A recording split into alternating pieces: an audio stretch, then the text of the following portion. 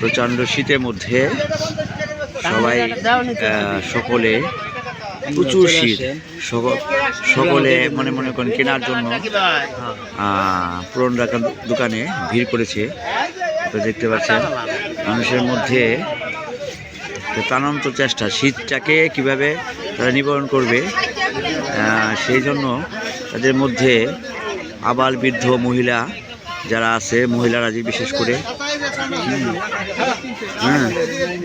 যে